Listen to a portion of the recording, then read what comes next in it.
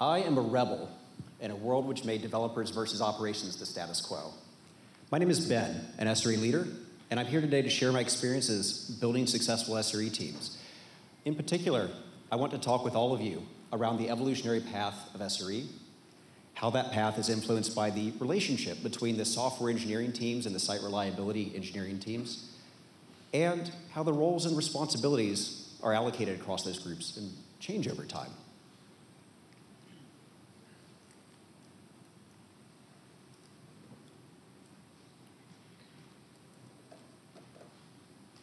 We are 0 for 2 on pieces of technology working.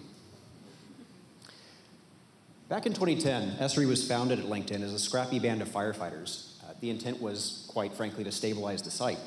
I myself joined LinkedIn in 2012, 2 years later, and despite all the work that had already been done at that point, when I joined, it was still quite chaotic. When I joined, on-calls were still expected to be on-site in the office, laptops on, ready to go by 6 a.m. every day. And the reason for this was that we knew the site was going to go down sometime between 7 and 10 a.m. most days of the week.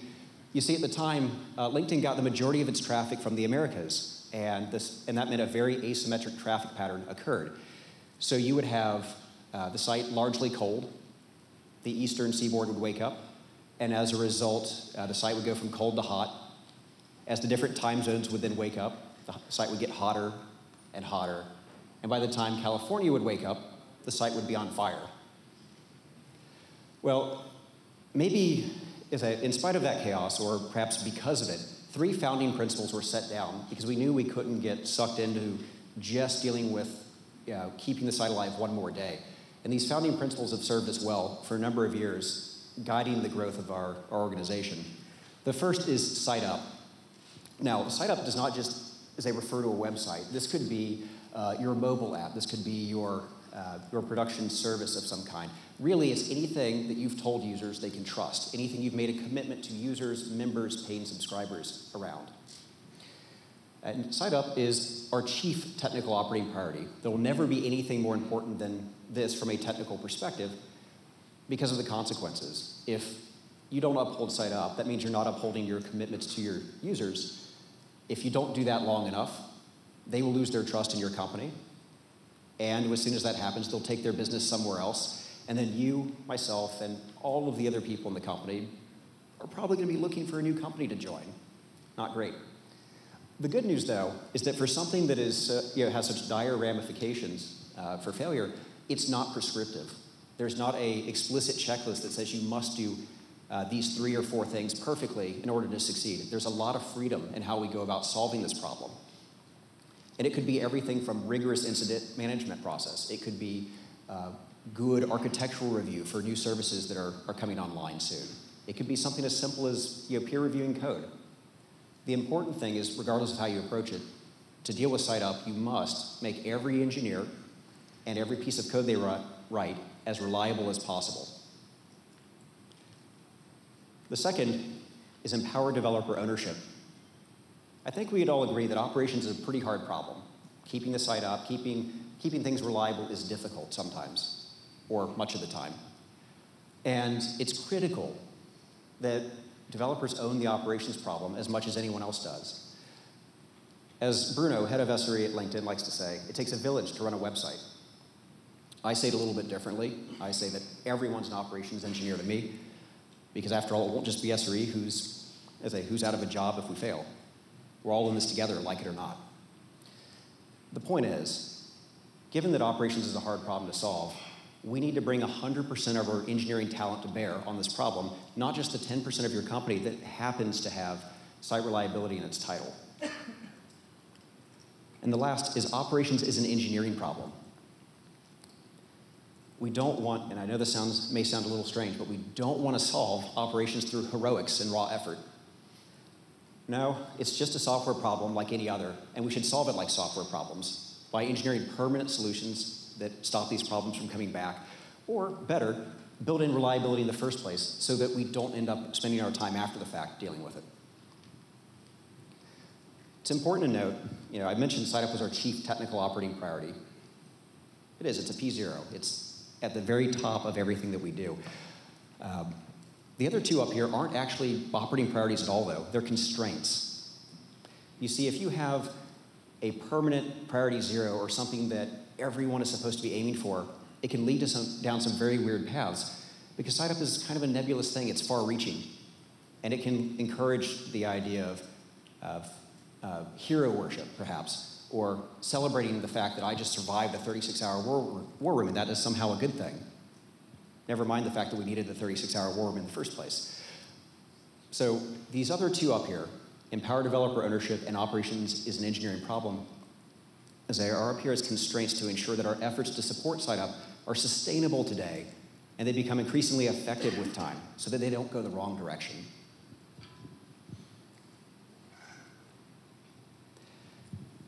Right. For those of you who were here last year, I'm sure that last slide sounded vaguely familiar. But now let's get into the new content. I'm going to cover 5 generations of SRE today, and we're going to start with the firefighter. I mean, let's face it, most companies do not agree to fund an SRE group before one of 2 conditions is true. Either they've got a minimum change velocity, that is the minimum amount of change they need to make every day to stay competitive in the marketplace, grows so large that more traditional operational practices start to fall behind. Or you've got a blazing operational fire on your hands and someone has read a DevOps manual somewhere and is hoping this is the silver bullet to save them. Regardless of whether or not it's one extreme, the other, or something else entirely, all of us are going to find ourselves as firefighters at some point in our career, and that's why we start here. At this point, as you might imagine, it's a highly reactive role. Its biggest value is that incident management.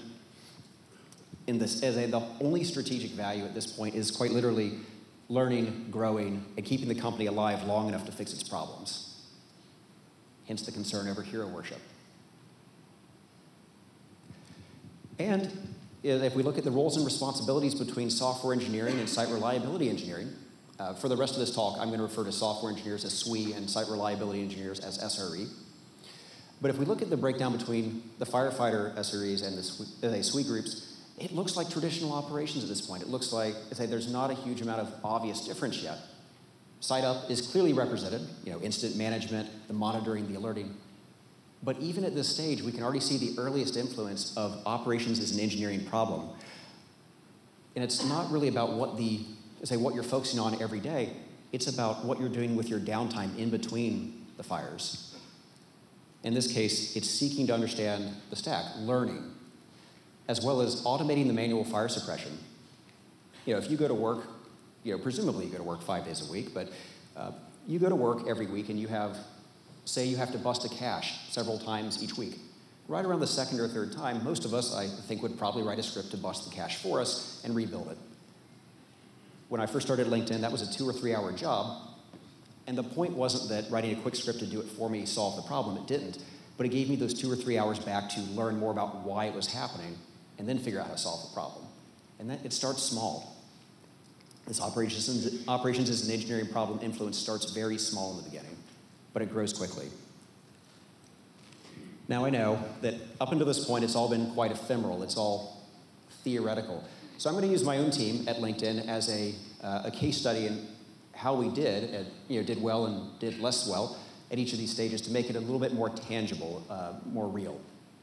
And quick context, Tools SRE is responsible for all internal tooling at LinkedIn, and more recently has become responsible for several of our security-facing products publicly, as well as our internal security products.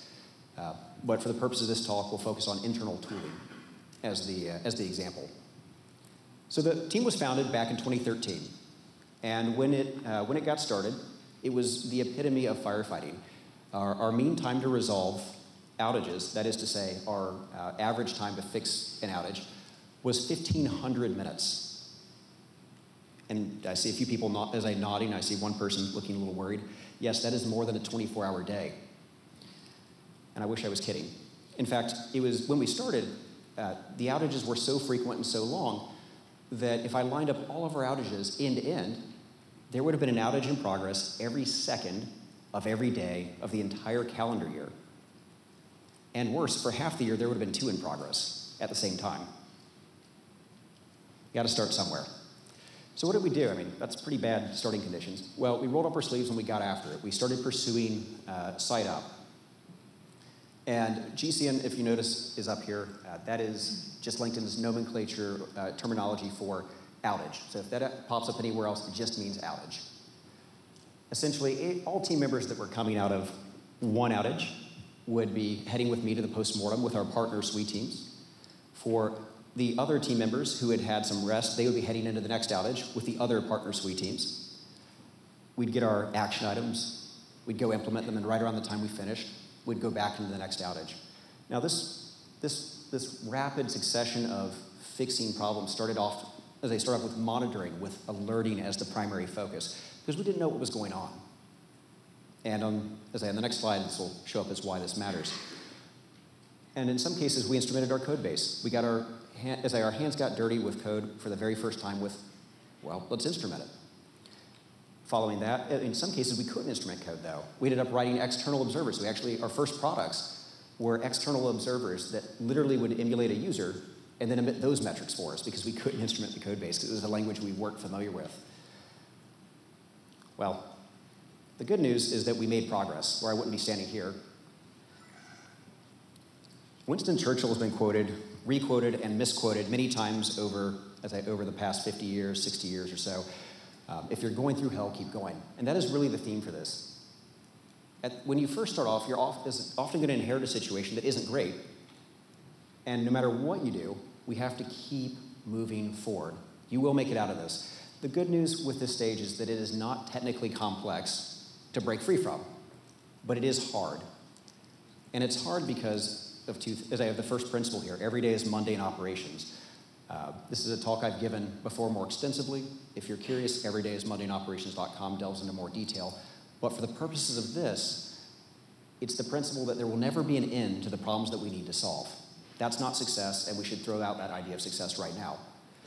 Instead, it is the idea that in spite of that condition, we must continuously reach up, grab the biggest, most impactful, painful problem we can, solve it, put it to rest, and go back and grab the next biggest, and then the next.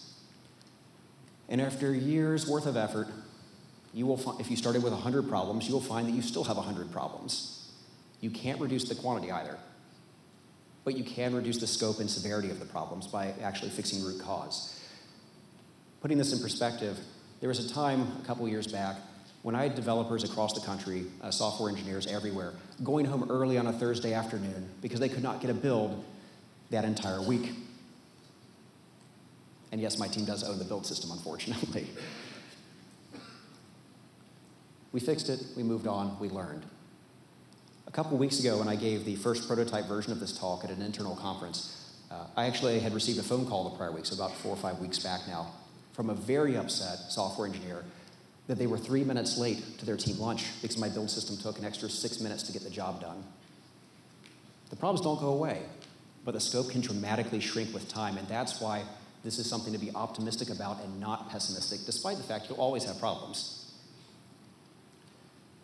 The second item on the list, what gets measured gets fixed, is a critical requisite for everyday mundane operations, because if you can't measure something, well, how do you know it was the most important problem to solve? This adage is not one that I came up with, of course. This came from a company called Hewlett-Packard. Long before personal computers, home printers, or even the internet was terribly common, they were in the business of making measurement devices. Honestly, these were devices that were more at home in a scientific lab than in a tech company. Think oscilloscopes. The important thing is they knew what they were talking about. You see, if you can measure a problem, you can reason about it, you can discuss it, you can experiment on it, you can try and change it. But if you can't measure something, not only can you not prove that you fixed it, you actually can't prove it was broken in the first place. So if you can do just these two things, you will grow past firefighter. You will move on to the next generation of SRE. Now, a quick aside, the Gatekeeper, Generation 2, is up here for completeness' sake. This is actually an evolutionary dead end. This is not a place you want to be, but it is up here because it's incredibly easy to accidentally grow into this role for all the right reasons, and then end up getting stuck. This is unfortunately a potentially terminal state for SRE teams. So it's up here to talk about how we get out of it, not because it's the preferred growth. In fact, you can definitely skip this stage, and I'll talk about how later on. Suffice it to say, after we've spent months, maybe years, stabilizing production, we've finally got a bit of free time to think about what do we do next. It's natural to develop a protective instinct over production because none of us want to go back to spending sleepless nights firefighting. We don't want that. The problem is that that protective instinct so often gets off the rails, and the first thing we do with our newfound free time is we build a wall around production. We put a few doors in it, we lock them, and we keep the keys with SRE so that those developers can't hurt our production with their change. A lot of us, that's 3 us versus thems right there. And the problem with this is that it starts that us versus them culture. And if I'm entirely honest with all of you, though, this idea is not fully without merit. It has the right intentions of trying to keep site up, but it flies in the face of empowered developer ownership, and we'll talk about that more in a moment. And it also will often fly in the face of operations as an engineering problem.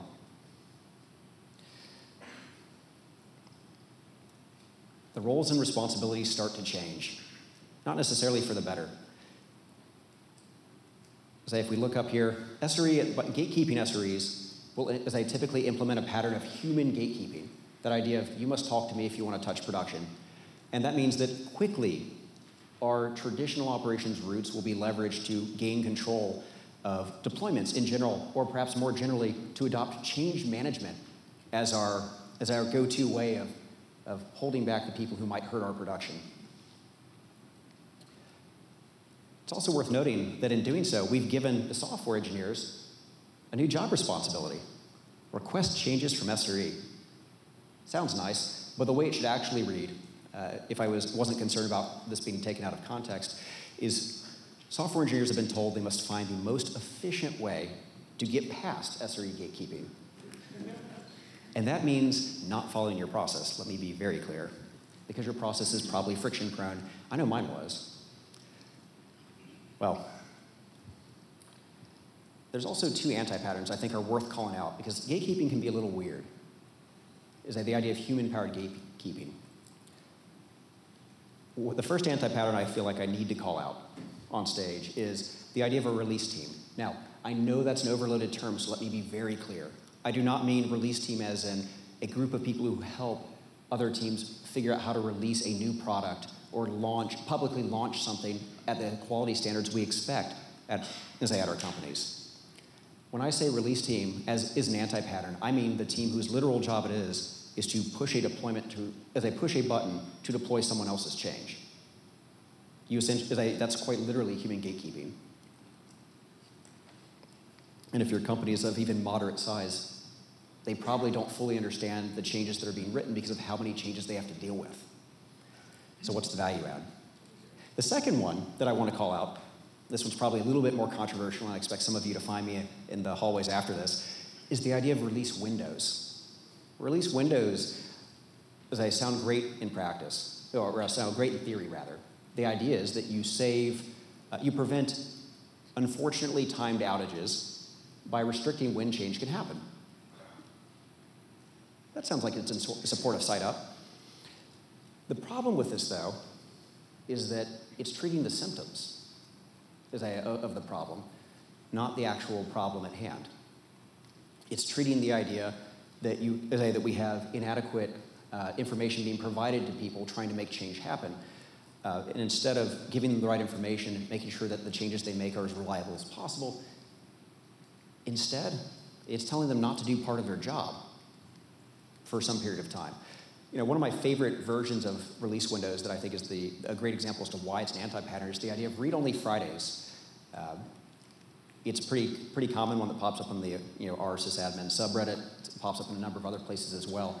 And it's the idea that you don't want outages on the weekend, so don't deploy on Friday. Okay. And while that may work somewhat in preventing outages, what's the cost of telling all of your engineers in every organization not to do a key part of their job 20% of the work week? It may make sense in tactical situations where you need to regain control of a bad situation, I'm not saying it doesn't have its use cases, but from a purely technical sense, it doesn't have a lot of merit. And I will come back to address that, don't worry. We're not done with the release window conversation. So let's talk about tools SRE, the gatekeepers. So we didn't actually become gatekeepers. We accidentally avoided this stage entirely, and I'm glad we did because it gave me an extra few slides for this. But the short version is that unlike a lot of teams at LinkedIn, we got started late. We were not founded until 4 years after our partner SWE team was founded, which meant we had 4 years of technology built to keep up with a company undergoing hypergrowth that did not necessarily take into account reliability as a priority. And worse, my team members were outnumbered. 41-to-1 was the ratio at this point in our journey. Software engineers that we were directly accountable for working with compared to us. So we knew we couldn't use our role power to do human gatekeeping because they would just go around us. Yeah, there's no way to stop that.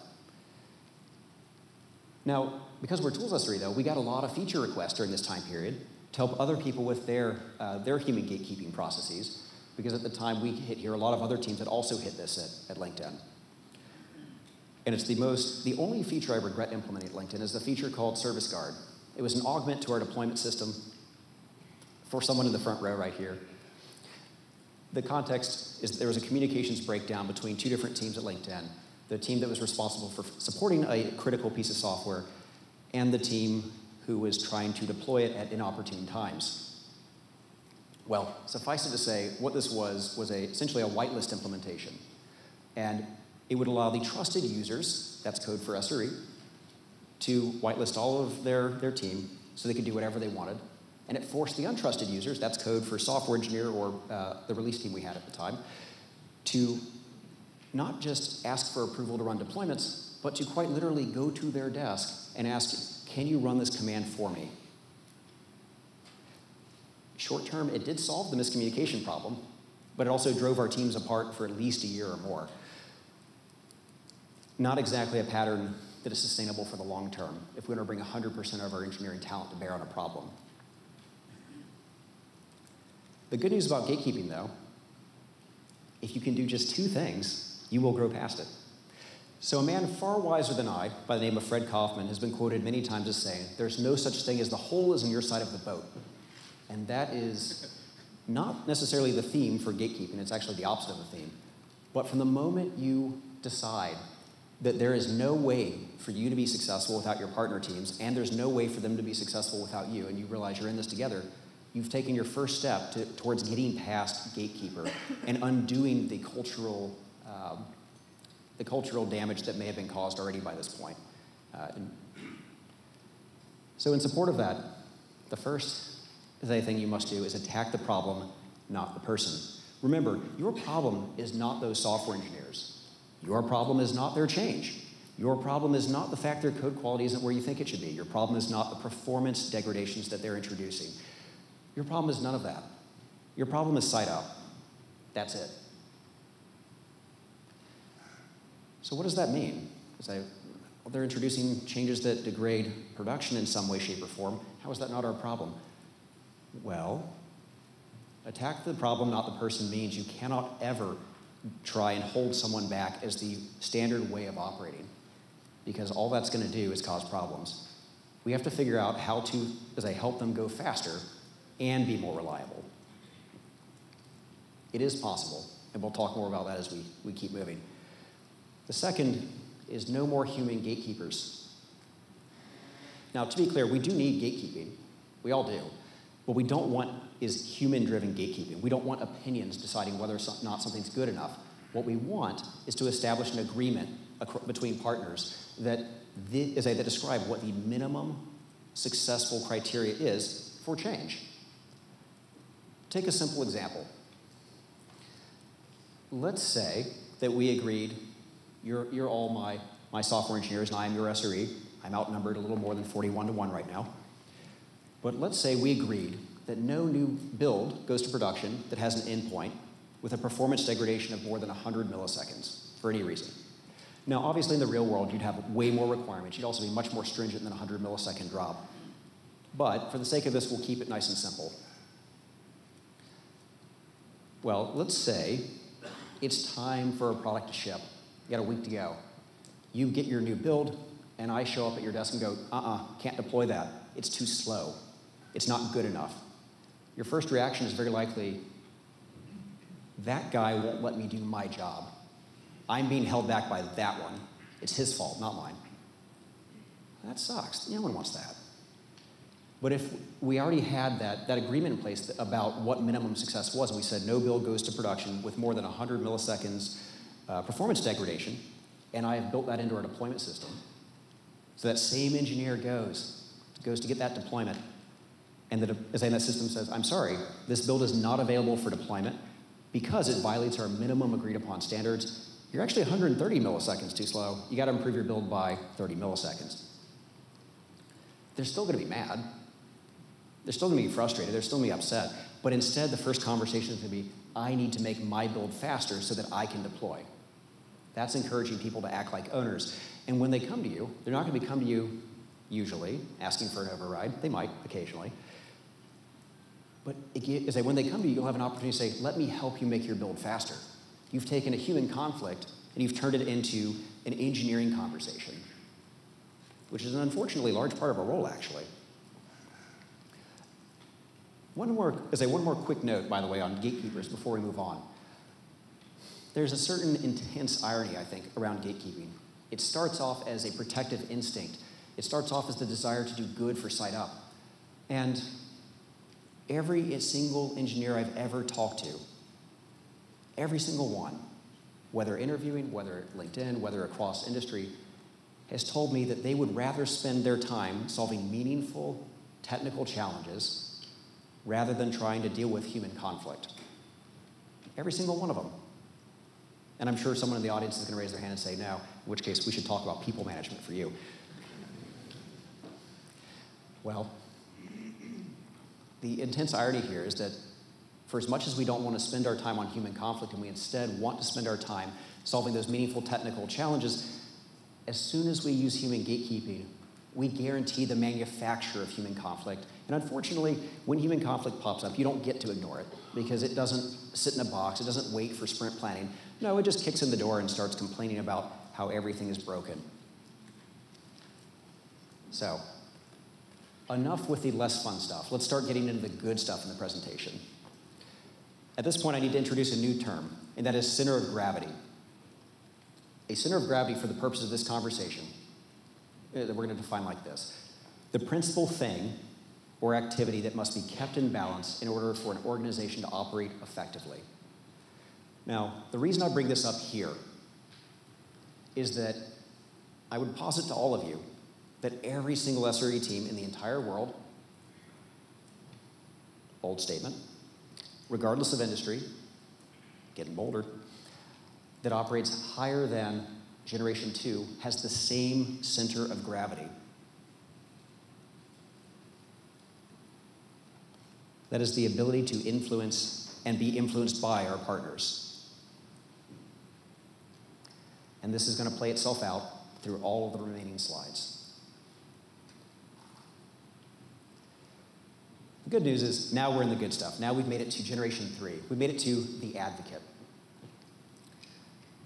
Now, obviously, the advocate, based on the first bullet point, is going to do something about creating a site-up culture. But really, honestly, the biggest value add with the advocate is to, first and foremost, go and rebuild those trusted relationships that were eroded, neglected, or otherwise damaged during the firefighting and especially during the gatekeeping stages. If you manage to go directly here from firefighter, then it's often that you just need to invest in building new ones. If you went here from gatekeeper, you've probably got some rebuilding to do. And of course, this begs the question, well, how do you go about rebuilding those trusted relationships? It goes right back to those 3 founding principles once more. Site up we've already been working on, but this is when we really have to start focusing on the consistency of our priority going to empower developer ownership as well as operations as an engineering problem. It's critical that this be reflected not just in hallway conversations with partner teams, but also in the engineering solutions that we build. Because we should be building. If you haven't started building by this point, Well, we need to. To go back to the release windows example. I mentioned it was touching on the symptoms rather than the actual problem. But if we're trying to implement engineering solutions that empower developer ownership and treat operations as an engineering problem, let's try this a different way. Rather than release windows, what if we invested in a good monitoring and alerting system that was self-service, that let people anticipate the impact of their changes before they made it, with a reasonable degree of certainty? It'll never be perfect, but it just has to be good enough to build confidence. And then let's say we further refine that system so that it was crystal clear what impact your change actually had. Okay, well, if I'm an engineer and I know that my change is probably not going to break production and I can tell for sure that it did or it did not after I push it, well, why shouldn't I be allowed to do my own deployments? So let's take it a logical step farther. If you provide the right information at the right time, then you build a self-service deployment system. And you go, all right, here's the information we're seeing. Here's where you should go look for more information. Use your best judgment. And if we let someone deploy their own code and roll it back in a self-service way, oh, gee, we just solved for release windows. We don't need them anymore. There's no more technical merit there. And that's what I'm talking about when I mean the symptoms. This is quite literally going after the problem, which is engineers not having the right information to make an intelligent decision, rather than telling them they can't do part of their job. Again, short term, you might have to make some trade-offs. We don't live in an ideal world. But longer term, we know we have to keep moving in this direction. And the roles and responsibilities have finally started to converge a bit. Notice that at this point, monitoring and alerting appears on both lists. So does partnering around the development of that gatekeeping data. And just to reiterate the point, it's not really so much about the automated system to say yes you can or no you can't. It's about agreeing that data gets to make the decision as to what gets to happen and what doesn't. But in doing so, both teams now have skin in the game. Both teams now have a vested interest in making sure the monitoring is accurate, making sure the signal-to-noise ratio is good, because both teams stand to both gain and lose something if this data is bad. Now we're talking to each other. And that's an ongoing theme for the rest of this. So, tools SRE, the advocates. I mentioned we were outnumbered 41-1. I mentioned that we got started 4 years late. And at this point in our journey, as we were leaving firefighter, we looked around, we actually did investigate whether or not we could implement gatekeeping measures and follow the same path as our forebearers did. And ultimately, we concluded we couldn't. So instead, we tried an absolutely outrageous approach. We tried to get the message out that we were not here to hold any of our partner teams back. In fact, we were here because we wanted them to do more for the company. And we believed that we could help them do more and spend less of their time dealing with firefighting and outages if they'd work with us.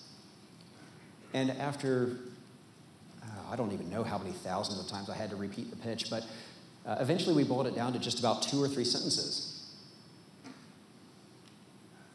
It happened in elevators, it happened in stairwells, it happened at my desk, it happened at other people's desks. But imagine you're on the receiving end of a conversation like this right after an outage. Look, you can either choose to spend your time helping me build site up and build reliability into our products now, or you can choose to help me when the site's down unexpectedly at 2 in the morning. I need your help, because if I fail, all of us are going to be up at 2 in the morning, not just me. You'd be amazed how many people actually want to help you with that, when it's just dead simple and to the point. But either way, the idea came down to help us help you. And by repeating that mantra over and over and over, we started getting people on board. Jeff is the CEO of LinkedIn, and he's been quoted many times as saying, consistency over time equals trust. And that is the essence of what it means to be an advocate, SRE. We obviously have always been dealing with site up, but now we are making ourselves understandable, predictable. We are bringing the other 2 constraints into play that empower developer ownership, and that operations is an engineering problem. At everything that we do, every conversation. To be rather blunt about it, to be an advocate and to make an advocate, the first bullet point here, you have to be relentless. Every conversation, every interaction, every code review, every architectural review, every new feature getting discussed. Why does site up matter? Why does reliability matter to them, to everyone who may be involved in the conversation? And how's it going to benefit them? Not just you, but them. How's it going to benefit the company and them specifically? And in having this conversation, you're going to find some people who are willing to give you a chance. They're not going to fully buy in, and that's okay. What they're going to do, though, is go, I want those benefits. Let's try it for 6 months or 3 months, whatever you can get. But as those benefits start becoming realized and as they start getting them,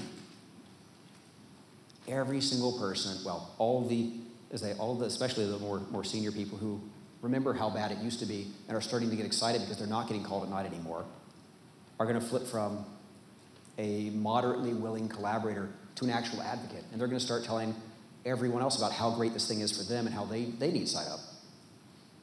And with every new advocate you make, your job as SRE gets a little bit easier because you have to explain less about what site up is, less about what we're on about as engineers, and about why it matters. You end up with a situation where you may only have 10% of your company as SREs, but you've got better than 90% advocating for site up constantly because of how much they want the benefits it provides and how much they've already seen the benefits.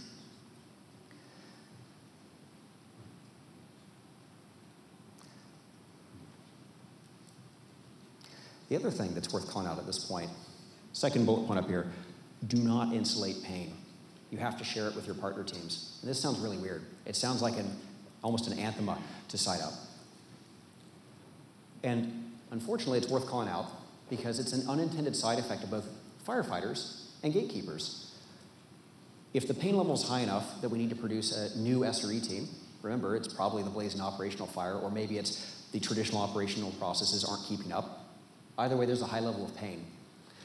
When we get in the door, we start putting out fires. Every day is mundane operations. The pain level goes down. When we institute gatekeeping, the only pain our partner teams feel is our process, not actually the outages anymore.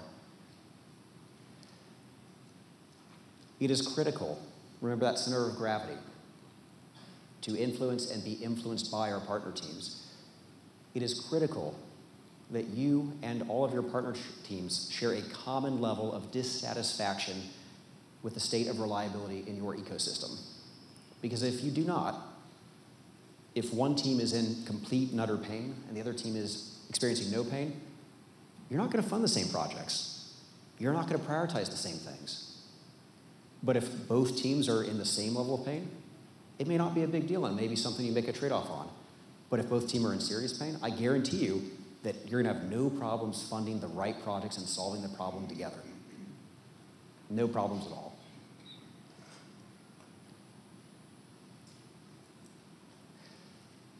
So let's talk about getting even better. Let's talk about the partner. Generation 4. This one is all about empowering intelligent risk. And what I mean by that is putting the right information in front of someone, regardless of what org they may be a part of, so that they can make the right decision or make the best decision possible. Generally speaking, engineers, regardless of org affiliation, are pretty logical as they measured against humans. So, I mean, people make mistakes, but we all like to think of ourselves as logical, and it's important that we put the right information in front of people at the right time so they can have a chance at making the right decision. I guarantee if you don't put the right information there, they won't make the right decision, or at least not very often. This slide is also pretty exciting for me because this is the first title slide that has the word proactive anywhere on it. The previous 3 all had reactive. At this point, going forward from here, we have to be collaborating because we're going to do far more good for the company by working together with engineers of all stripes rather than trying to solve it ourselves or rather than trying to work against any of the other engineering groups. So to do the most good we possibly can and to actually collaborate, we have to deal with planning. why did planning show up on the slide deck in the keynote? That sucks. I can, no, seriously, like there's 20 or 30 people in the room right now just. Short version is you at least need awareness. You need awareness of what they are trying to do and why, and they need awareness of what you are trying to do and why.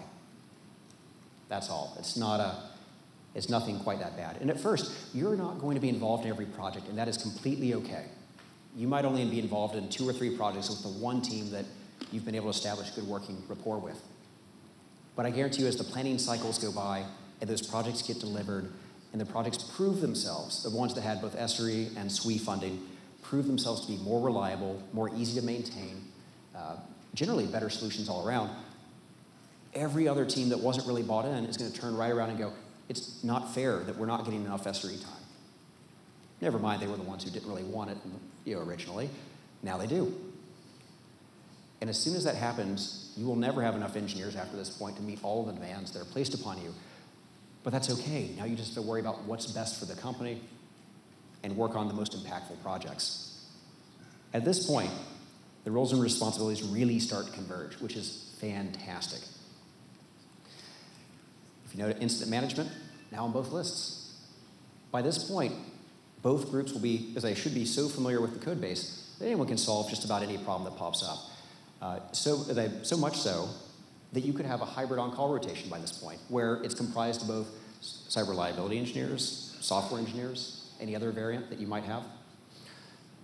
And you don't know whether you're going to get an SRE or a SWE on the phone until you call. And it doesn't matter because people are capable of doing this effectively. Alternatively, if you keep the tiered format, the important distinction is that an escalation from SRE to SWE is no longer a call for a subject matter expert to help solve the problem for us. At this point, it's just a call for one more collaborator so we can do more things in parallel.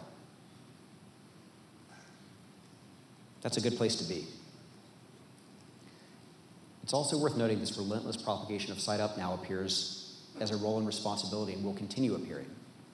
There's a certain minimum amount of constant investment we need to make helping other engineering groups understand our relatively new discipline of site reliability engineering, our purpose, what we're on about, the benefits we provide, site up, the benefits that provides, to keep this culture going.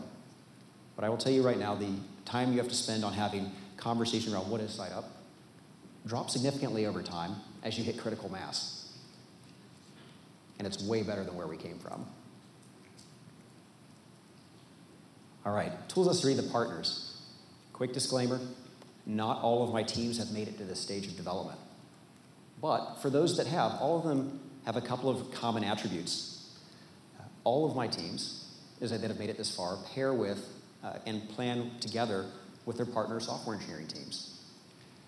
And I don't just mean awareness of the process. They have a single authoritative document that allocates all of the reliability and all of the software-based resources across different projects. At this point as well, they stopped caring so much as to where they contributed to. They stopped limiting themselves to their own code base. Up until this point, it's pretty common to focus primarily on the software you write and supporting the software that someone else has written. This is right around the point, and you can do it sooner, but this is right around the point where if you haven't already, we need to establish a sense of transparency around our code. We need it to invite the software engineers into ours so that they can see the design patterns we're using and learn from our expertise in reliability, performance, and whatever other technology-specific subject matter expertise we may have. Likewise, in inviting them in, we also get invited into theirs, and now we can directly influence their code, directly contributing to it if we haven't already. As I bringing our considerable expertise to bear and also learning from them as to how they're approaching problems. It's never bad to have engineers talking. We're just going to end up with better engineers. It's worth calling out as well that we also had a quick departure here, a pretty big departure from the way we used to limit ourselves to just our domain and our counterparts' domain. Tools SRE at this point stopped focusing so much on just that relationship, but also taking things that we learn and codifying them in code. The idea being, core libraries in particular, we authored new ones, we replaced old ones, we overhauled the majority of our Python-based core libraries. So much so that, better than 95% of all Python code at LinkedIn that's packaged in the standard way uses our code. The idea was we want to give people leverage so that they don't even have to talk to us because we can't talk to everyone. They should just be more reliable as a result of being able to use our stuff. And it worked out quite well. Sorry, this slide has if you can do 3 things. So for those of you from LinkedIn, you'll know that Dan Grillo is the Vice President of Foundation. That is the organization I primarily partner with. And he was quoted, I believe it's only been 2 times at LinkedIn, as saying we should operate on what needs to get done, not on an org structure. And I will say simultaneously, this was one of my favorite conversations, most proud moments in all of my time at LinkedIn, and it was also one of my most embarrassing. So of course it's going to make it into the presentation. He was absolutely livid when he made this comment. He was mad at me. He has a huge number of different teams, and we did not have full coverage of these teams with SRE yet. And I was prioritizing saving, going back to firefighting for that new team that was having trouble, rather than looking at the benefits we could provide as partners, Generation 4, the future of the company. And he was upset with me. He started with this, and he was upset that I was prioritizing work that wasn't as meaningful in the long run. I was prioritizing urgent, not important. While no one likes having, no one likes being on the receiving end of feedback like that, at the same time, I can't help but look back and say, this is when we made it as SRE, at least as Tools SRE, since we got started late. This is when we truly made it, because the head of our partner organization was mad that we were trying to insulate them from pain and instead wanted us focusing on the most important work we could be doing. They understood the value we had, and they wanted us to go do that, the most important work, not so much the urgent work. Now, obviously, we weren't going to leave them out to drown, but they weren't quite drowning yet. We're never going to let someone drown. So if you can do just 3 things, you'll advance past partner and towards what I would call the apex of SRE's evolution, at least as far as I can see so far. First, the unified planning process. You need to have all of your resources allocated based upon your priorities in a single authoritative document that everyone can see and look at and reference, and then disagree with if they want to. Beyond that, though, you need to have your priorities, as I both cite up technical priorities, as well as all of your business priorities in the same thing. That way, engineers can be working across organizational boundaries to figure out where they fit in the world, where this idea they have may fit, and where it probably sits in the hierarchy of needs. That's how you're going to get more good ideas from the bottom up, and not so much from the top down. And finally, you have to contribute where it counts, and throw off your old limitations around, or old focus areas around just our code or just supporting theirs. The 5th generation of SRE is largely representative of what I would call the true north. It embodies the idea of reliability throughout the entire software lifecycle. It is fully, as proactive as you can be. There will always be incident management. That never goes away. But for the most part, we should be focusing on the future of the company rather than keeping it alive by this point. I would also argue that this generation is characterized by a consistent and confident answer to my favorite question of all time. What is your job? Well, we all have unique job functions, and that will never change.